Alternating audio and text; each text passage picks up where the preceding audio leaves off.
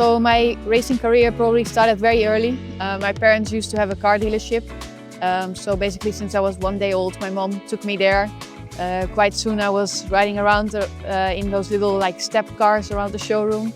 And yeah, since I was 3 years old, I was begging my parents for a go-kart. They thought I was a bit too young at that time. But yeah, on my 5th birthday, I got the go-kart and that's how I started. I think the first real big moment was probably in karting when I went to KZ and won the WSK championship. I think that was a very big step in my career. Then in formulas, the first race I won in Zandvoort, where I had a crash the day before, spent the night in the hospital. It turned out I had a broken back, but I won the race the next day with a broken back. Joining BMW was a massive step as well. Euro Series, 2nd in the championship. Doing Le Mans, finishing top 10 on my debut. Yeah, I have many good moments. So I was 18 when I joined the Red Bull Junior team. I think that was a massive step for your career. Having a Formula 1 team support you and stand behind you means that what you've done so far is not too bad. So yeah, when I joined the Red Bull Junior team, it helped me a lot. They let me go on the simulator in Milton Keynes. They give you a trainer to physically prepare you for the races. And then later on I joined BMW. Yeah, kind of the same. They help you a lot with the preparation. Also financially, it's an expensive sport. So yeah, I'm very thankful for those opportunities. It's difficult to say which part of my career taught me the most. I think every single part I learned a lot. I've been driving very different cars, Formula cars, GT cars, prototypes, now Euro NASCAR. Every car needs a very different driving style. So every time I need to adapt again and learn again, so the learning never stops.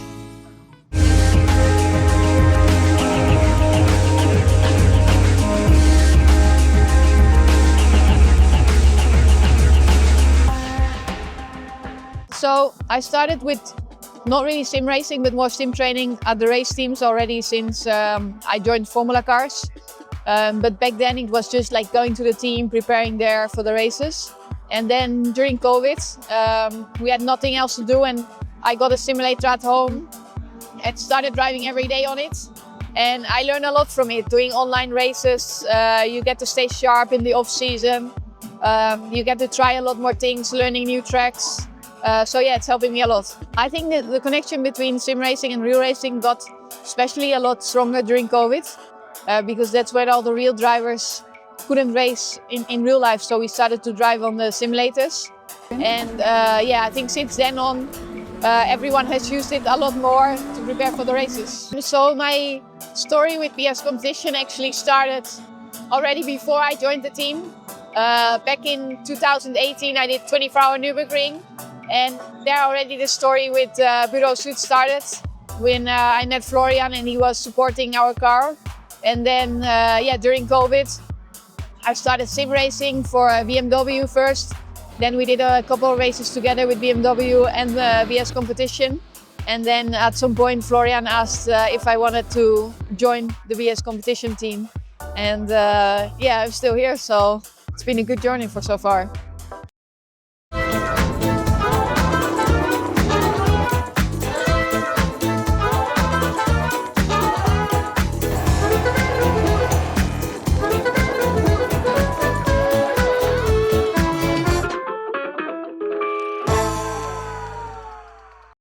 So I think last year, somewhere end of last year, Florian texted me if I would be interested in Euro NASCAR.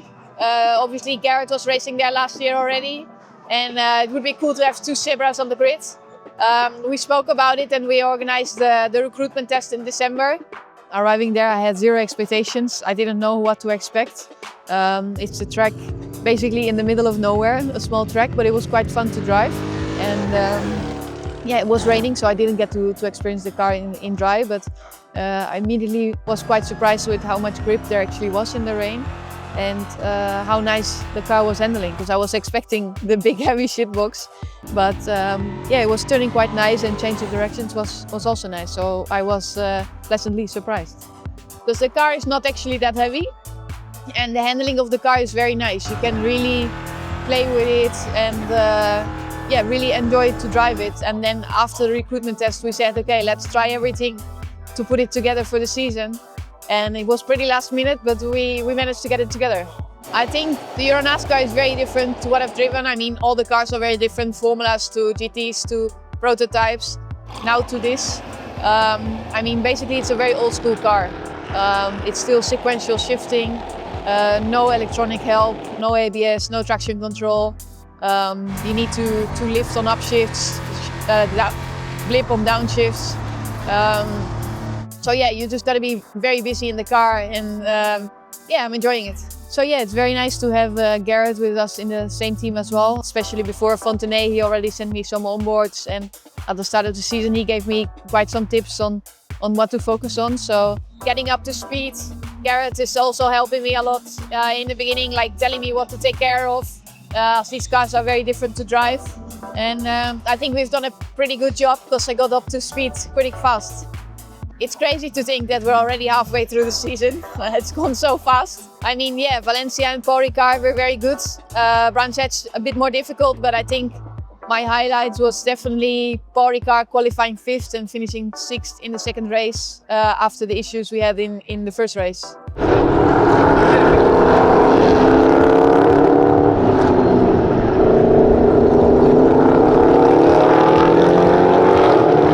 I'm very happy that the NASCAR Euro Series car is going to be on iRacing. I think it's going to help a lot to prepare for the races.